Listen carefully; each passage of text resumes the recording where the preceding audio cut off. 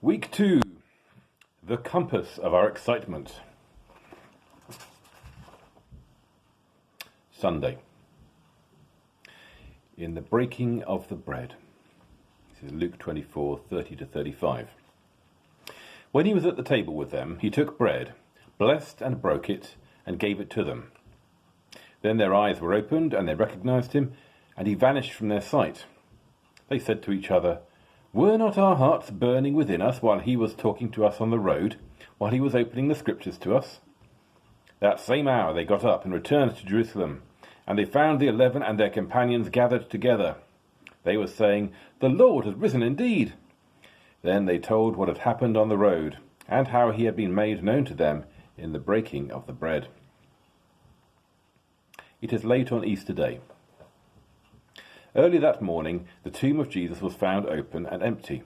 Strange stories are circulating of angels and resurrection. Far from being good news, this only adds to the exhausted confusion of the disciples. 2 have decided to go home. A stranger joins them on the road, and they talk at length. It is Jesus, but they do not recognize him. They reach their village as the light is failing, and they urge him to stay with them. The story now reaches its climax. At their meal table, the stranger becomes the host. In an action familiar in any Jewish home, he blesses the food, breaking and sharing the bread. At this moment, their eyes open in startled recognition. It is Jesus. This is exactly what he did at his final supper with his disciples, just days before. But while this is surely the connection we should be making, Luke is setting the scene in a wider context. In Luke's Gospel, meals with Jesus are occasions when significant moments of teaching and ministry happen. The issue of who he ate with was a source of great scandal. At those tables, he confronted the social and religious assumptions of his day as he spoke on love, justice, and the life of the coming kingdom. Prejudice and religious arrogance were exposed. There, as in many of his parables, outsiders became honoured guests. See Luke 5:27-32, for example.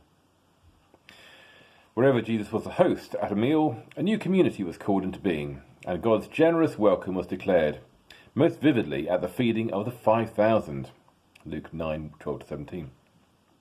All these themes are present at the meal that Christians have celebrated ever since, in obedience to his command.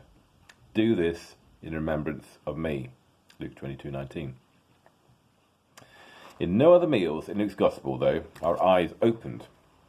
That happens in only one other place, at the first meal in the Bible, when Adam and Eve take and eat food they have been forbidden to touch.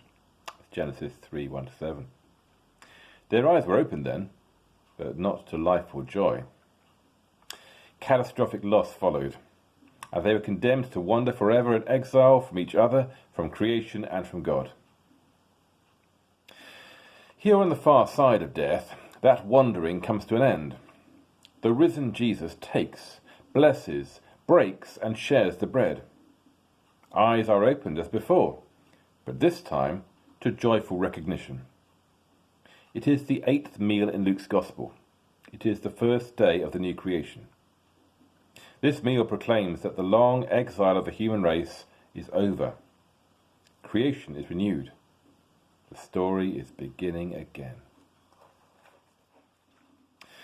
Jesus is physically present, only until he's recognized. Then he vanishes. But no one seems to notice. The resurrection stories are very sensitive to those like us who live and believe without physical sight of Jesus. More intimate than physical acquaintance is to know his life within. Did not our hearts burn within us? The whole story now goes into reverse. The 2 disciples immediately return to Jerusalem, and as they describe the event, they are very specific in recalling the moment when Jesus was recognized. He made himself known in the breaking of the bread. Ever since, when Christians celebrate communion, that moment of the breaking is very important. Jesus is found not only where life is whole, but where he willingly shares in its brokenness. There is room at this meal for lives that are fractured and unhealed. At the time of writing, this has renewed significance for me. Perhaps it has for you, as you read. Nowhere is Jesus more needed. Nowhere do we long more to recognize him than in the wounds of lives found, for whatever reason, in far exile from wholeness. Here in this meal is the promise that Jesus is present where we need him most, as stranger or in startled recognition. Here is food to sustain us all on the journey into the welcome and home of God's love. Let's pray. Lord, make yourself known among those I pray for today, whose lives contain broken things, who feel lost and far from home. Amen.